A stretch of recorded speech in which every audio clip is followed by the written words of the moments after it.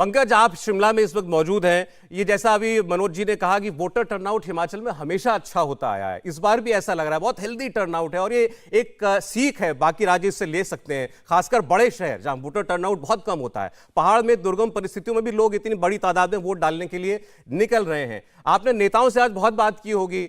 अब जब जिस दिन वोट पड़ता है उस दिन हकीकत से सामना होता है लोगों का। तो जो दावे दोनों ही पार्टियां अभी तक कर रही थी प्रचार के दौरान, कुछ परिवर्तन उसमें देखा आपने? बिल्कुल सौरभ, मैं शुरुआत इस बात से करूंगा, जैसा शलभ मेरे भी दोस्त हैं, बहुत पुराने दोस्त हैं, उन्होंने कहा कि एक तरफा मुकाबला है। ऐसा नहीं है। जमीन पर जब मैं उतरा तो मैंने ये पाया कि अंडर करंट है जबरदस्त कांग्रेस के साथ भी, और ऐसा नहीं है कि एक तरफा मुकाबला। और यहां देखिए, प्राइम मिनिस्टर मोदी की जो जिस तरह से वो प्रसिद्ध हैं देश में, विश्व भर में, वो यहां पर भी है। लोग मानते हैं कि प्रधानमंत्री Narendra Modi he is doing some great work, लेकिन वो देश के प्रधानमंत्री हैं, देश की जिम्मेदारी संभालने। स्टेट के मुद्दे जो है बिल्कुल अलग है, अलग हैं। कैसे पॉसिबल होगा ओपीएस? क्योंकि जयराम ठाकुर से जब जब हमने बात की, आपने बात की, तो उन्होंने कहा था कि जनता समझती है कि वो मुमकिन नहीं है, पॉसिबल नहीं है, इतना आसान नहीं है, क्योंकि 1,75,000 लोगों की पेंशन का मामला है। लेकिन कांग्रेस ने कह दिया है कि पहली कैबिनेट बैठेगी, अगर जीतते हैं, सरकार बनती है, तो हम उसको लागू करेंगे। तो उम्मीद कहीं ना कहीं जगाते हुए नजर आ रहे हैं। दूसरी तरफ जयराम ठाकुर जो है वो ये कहते हैं कि ये पॉसिबल नहीं हो पाएगा, बहुत आसान नहीं है। तो देखिए, ये सीधे सीधे मुद्दे हैं। हिंदुत्व का मुद्दा यहां नहीं चल रहा, धर्म जाति यहां नहीं चल रही, यहां कुछ लोकल मुद्दे हैं। और दूसरी चीज, जैसे मैं शिमला अर्बन में हूं, यहां आप मानेंगे, जैसा वोटर टर्नआउट की बात हम कर रहे थे, हर 2 घंटे के बाद वो 20 बढ़ जाता है नंबर। और पूरी उम्मीद में, मुझे ऐसा लगता है कि जब तक शाम होगी, 5 बजेंगे, जब ये वोटिंग खत्म होगी, तो मुझे लगता है वो 75% का जो आंकड़ा था उसको क्रॉस ना कर दे। तो ये बहुत हद तक 1 डिग्री टेम्परेचर था जब मैंने आज सुबह शुरुआत की, और अभी भी अब 9 डिग्री सेंटीग्रेड के आसपास इस वक्त टेम्परेचर। तो शिद्दत की ठंड शिमला में पड़ रही है। बाकी इलाकों में आप सोचिए, जो दुर्गम इलाके हैं, वो चाहे चंबा की बात करें, लाहौल स्पीति की बात करें, किन्नौर की बात करें, वहां पर भी अगर इस तरह से वोटर टर्नआउट है तो जबरदस्त उत्साह है। और जैसा आपने बिल्कुल ठीक कहा कि पूरे देश को सीखना चाहिए हिमाचल के लोगों से कि किस तरह से जबरदस्त लोकतंत्र के इस पर्व को मना रहे हैं।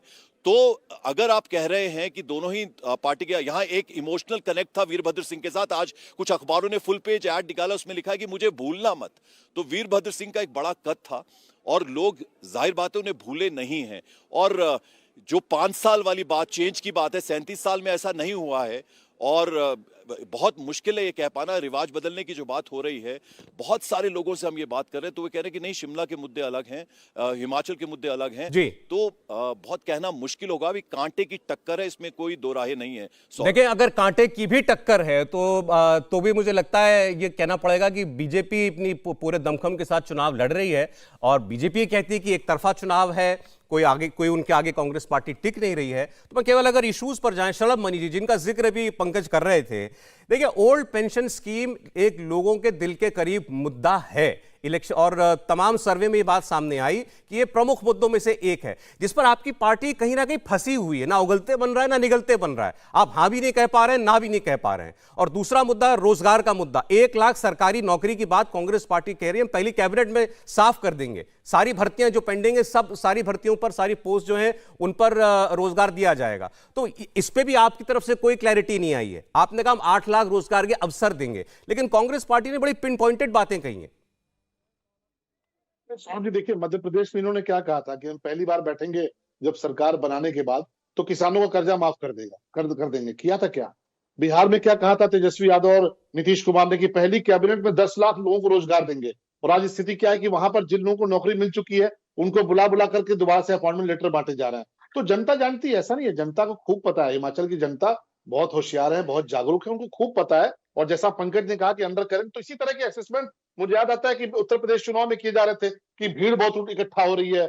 फोटोज में दिखता था कि रैलियों में भीड़ आ रही है विपक्षी दलों की। लेकिन क्या हुआ? जनता का मन बहुत स्पष्ट था।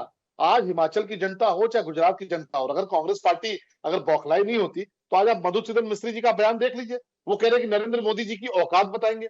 इस तरह का बयान कांग्रेस पार्टी के लोग तब देना शुरू करते हैं जब उनको पता चल जाता है कि वो चुनाव हार रहे हैं। बार बार हमारे सुरेंद्र भाई बहुत ही विद्वान व्यक्ति हैं, बड़ा इनका सम्मान करता हूं, बार बार एक शब्द का प्रयोग किया, बेईमानी। और बेईमानी की बात, तो बेईमानी इस देश में किसने की है मुझे बताने की आवश्यकता नहीं है। इस देश में बेईमानी जो नाम है, जो शब्द है, वो अगर गूगल करते हैं तो कांग्रेस पार्टी का नाम सबसे ज्यादा उसमें निकल कर आता है, और उन्हीं का नाम निकल कर आता है। तो हिमाचल को लोगों को खूब पता है, वो लोग हैं जो सेना में जाते हैं, उनको ये पता है कि 1 रैंक 1 पेंशन देने का काम अगर किसी ने किया तो भारतीय जनता पार्टी की सरकार ने किया। अगर उनको पता है अब देखिए, जैसे अभी आप सेना की बात कर रहे हैं, तो प्रियंका गांधी जी अपनी हर सभा में मुद्दा उठाती हैं अग्निवीर स्कीम का, और उन्होंने कहा कि हम केंद्र में आएंगे तो इस स्कीम को डब्बे में डाल देंगे। ये स्कीम जो है, उन्होंने तो ये कहा कि 4 साल के बाद क्या करेगा वो सैनिक जो फौज में भर्ती हो रहा है, वो चपरासी की नौकरी करेगा क्या? और भाई आपको पता है कि अग्निवीर के नाम पर कितना ज्यादा उन्माद फैलाने का प्रयास कांग्रेस पार्टी ने किया। नतीजा क्या हुआ? आज नौजवान अग्निवीर की भर्ती में जा नहीं रहे क्या? बहुत बड़ी संख्या में जा रहे हैं, बढ़ चढ़ के उसमें हिस्सा ले रहे हैं। तो ये तो कांग्रेस का चरित्र रहा है कि जो भी देश के लिए फायदे की स्कीम हो, जो भी देश के लिए भले की स्कीम हो, उसमें कुछ ना कुछ ऐसा करके उन्माद पैदा करना, जैसे इन्होंने नागरिकता संशोधन कानून के दौरान किया। तो प्रियंका वाड्रा की रैलियों में भीड़ इकट्ठा क्यों नहीं हो रही है? अगर प्रियंका वाड्रा इतनी ज्यादा लोकप्रिय है, उनकी बातों को लोग सुनना चाहते हैं, तो हिमाचल में उनकी रैली फ्लॉप क्यों हुई?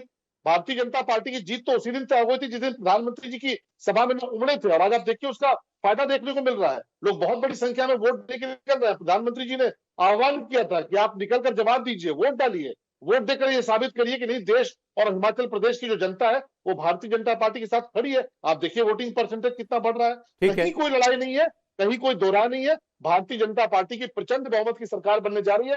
इन्होंने लाख कोशिश की, लेकिन हिमाचल के जो हमारे मुख्यमंत्री है, उनके व्यक्तिगत कार्यों पर कोई उंगली नहीं उठा पाए, उनके व्यक्तित्व पर कोई उंगली नहीं उठा पाए। जी ठीक है। हाँ, झूठ फैलाने की कोशिश जरूर की, लेकिन झूठ चला नहीं। भाजपा मजबूती से जीत रही है। इंडिया टीवी हर वक्त हर जगह डाउनलोड करने के लिए सर्च करें India TV news Google play store या ऐप स्टोर पर।